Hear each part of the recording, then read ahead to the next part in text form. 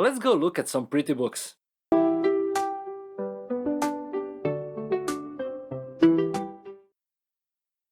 Hi, my name is Marko and welcome to another episode of Storyline Sessions podcast. This episode is kind of different from the previous ones. I was at the annual Belgrade Book Fair and I have some footage of the author and historian Simon Sebag Montefiore. He was talking about his work and I had a chance to ask him a question.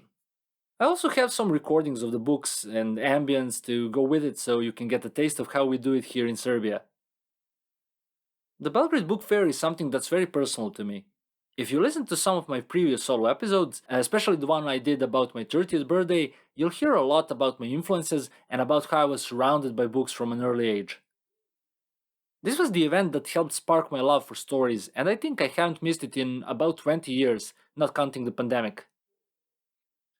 It's been around from 1957, and the Belgrade Fair itself, where the book fair is held and where a bunch of other events happen, exists for over 85 years, and it's been declared a monument of cultural significance here in Serbia. That's why it's really sad that it's almost certainly getting demolished soon because of some plans to build other stuff there. There are some petitions and tries to save it, but I don't want to get too deep into that here. It seems that this was the last book fair in this place, so I'm glad I can share a piece of it and its long tradition with you. So, with emotions and nostalgia out of the way, let's get into this year's event. This year it lasted for 8 days, and despite me going on the 7th day, the crowd was still pretty big. The ticket rows were long, and what made me happy aside from the general interest is the number of kids visiting. There's also a great tradition, so to speak, where school children from different towns in Serbia have organized trips to the fair. As this is also an international event, each year we have a guest of honor for the fair, and this year it was France. One of French authors that got a lot of attention is Tony Valente. He's the creator of Radiant, the first French manga or manhwa published in Japan and also made into an anime. I unfortunately didn't catch him or any of the other visiting authors from France, but I did manage to get into the panel with Simon Sebag Montefiore, who I mentioned in the beginning. His work includes books such as Catherine the Great and Potemkin, Stalin, The Court of the Red Tsar, and The World, A Family History of Humanity, which was one of the most notable new releases of the fair. He also worked with BBC on documentaries such as Rome and Blood and Gold, The Making of Spain, and his writing is being adapted into movies currently. He gave a great talk in Ivo Andrić Hall. It has the name of the Serbian Nobel Prize winner, and the other halls as well carry the names of some of our great authors. Here are some of the highlights of Simon's appearance and my interaction with him. The strange thing is, I'm kind of half a workaholic and half very lazy.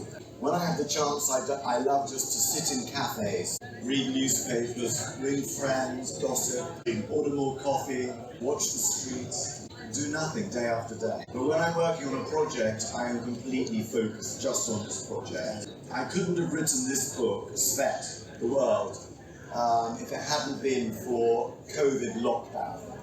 I could never have written the book at all otherwise. During that 2.5 years, I woke up every morning at 6 a.m. I barely slept during the night. It was like being in a love affair or being heartbroken. At 6 a.m. I started to write all day until I was exhausted.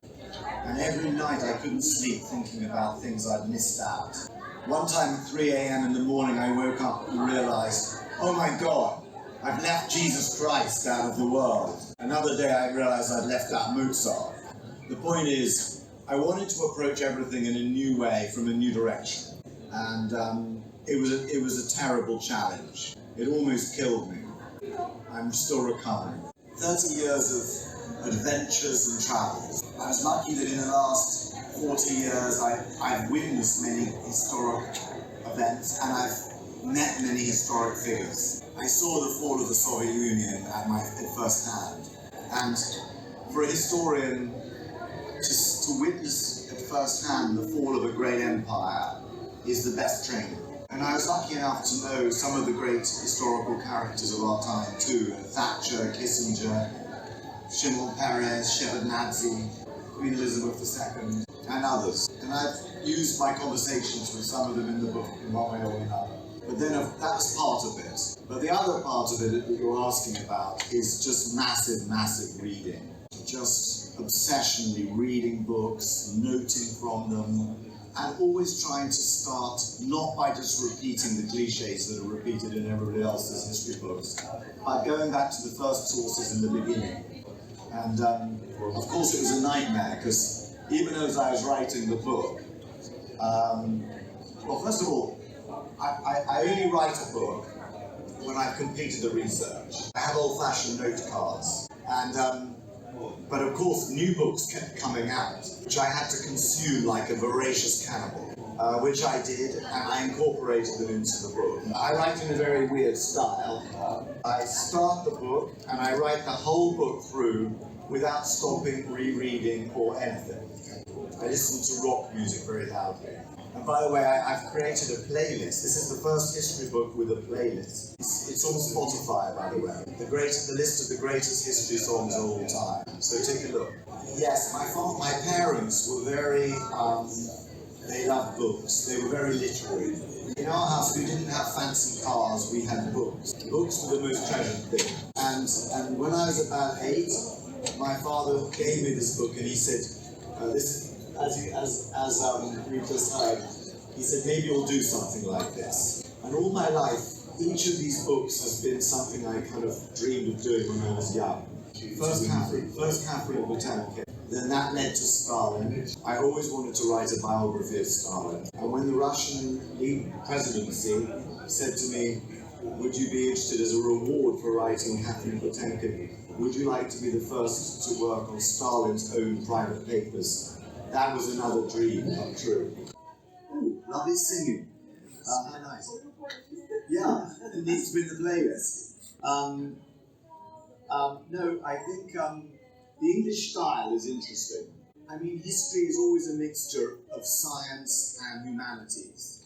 I mean, the books have to be based in scholarship, but I always write for a wide audience of people who don't have to know the history to read the book. I sweat blood to write the books as beautifully as I can. I rewrite these books, each of them about 3 times. And but I was also lucky that I did the TV documentaries. I did 5 series. When I wrote the Jerusalem book, the BBC asked me to do a history of Jerusalem in 3 hours, a sort of mini series. And then they asked me to do Rome, and then Istanbul, and then Vienna, and then Spain. It was a great experience. I don't know if you've seen any of them, but because the budget is very low, the presenter has to do virtually everything. And even when the presenter isn't speaking, you have to walk for miles just so they can have more footage. These footprints are in a place called Habsburg off the coast of Norfolk, on the coast of Norfolk.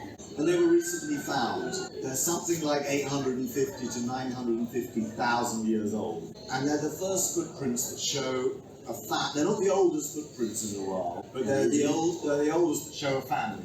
And hence I was looking for a perfect place, a court, to start the book. And I remembered these, and I went back and found them, and yes, this is a perfect way to introduce the subject. Yeah, Amistudi talked about a world historian as linking together cultures and stories and individuals and worlds, and putting them together like a beautiful jeweled necklace. And that was what I wanted to do.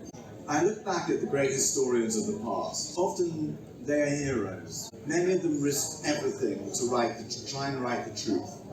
And today, in places like Iran or Russia and China, historians, some of whom have helped me with my own books, are facing repression and prison. And so history can be a sacred task. One of the things I'm doing now is an illustrated history of Jerusalem, which was written for children. It's called Jerusalem, City of Stories. Need I tell you, it just got a lot harder to write in the last 2 weeks.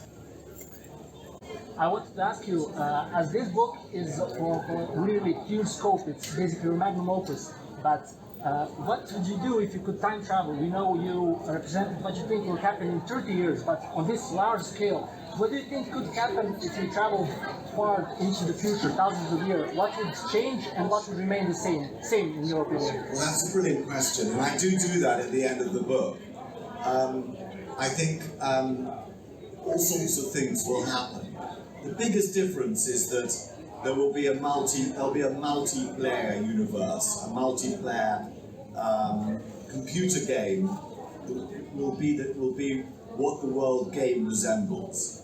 Lots of smaller powers will have their own interests, as happened in the years before the 20th century.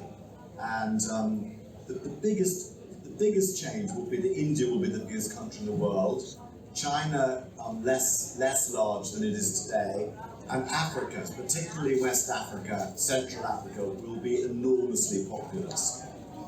That means that in one sense Africa has a huge potential. This could be the century of Africa.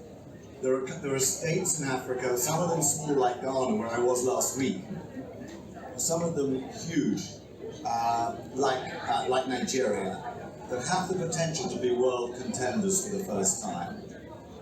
But that depends, as it does with India, on the governance of those countries. If they're governed well, they will become world powers. If they're governed badly, they will disintegrate and send millions upon millions of migrants towards Europe. And Europe will have to deal with that. That's a big answer. The biggest hall, hall number 1, is the place where the most popular publishers and exhibitors are placed.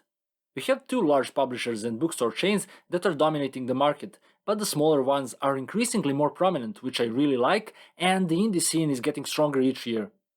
We even saw some self-published authors take place with their own stands, and I think that's great. There's a variety of genres available, and you can really find something for yourself regardless of your age and reading preference. For foreign visitors, there's a lot of choice in English and other languages as well, and it's also interesting seeing a lot of Serbian people browsing through those and flocking to titles in different languages.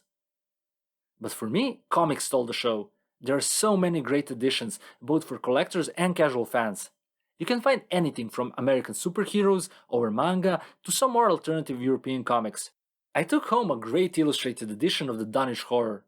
It's one of my favorite Lovecraft stories, and I mentioned it in the episode about my influences. There's also an increase in board games present noticeable, and what is also interesting is that out of all the publishers, a board game distributor published Sanderson's Secret Projects, and they also got a great hardback edition of the Mistborn trilogy. The gallery with used and antique books, comics, and records is a great place to find some things that are out of print, or maybe even something that you generally couldn't find in other places. I love getting lost there, and I caught a lot of interesting stuff over the years. For example, these older Daredevil comics. He's one of my favorite superheroes, and I was over the moon when I found him. Overall, I had a great time, and I'm looking forward to opportunities of going to book fairs and conferences in other countries in the future as well, as I love the energy these types of events bring. Thank you for tuning in to another episode of Storyline Sessions. If you love creating writing and storytelling in any kind of media, keep following both here and on Instagram. There is much more exciting stuff yet to come. As this poster here says, it's not all bad. The books are good. My name is Marko Bogdanović, and I'll see you next week. Keep creating stories.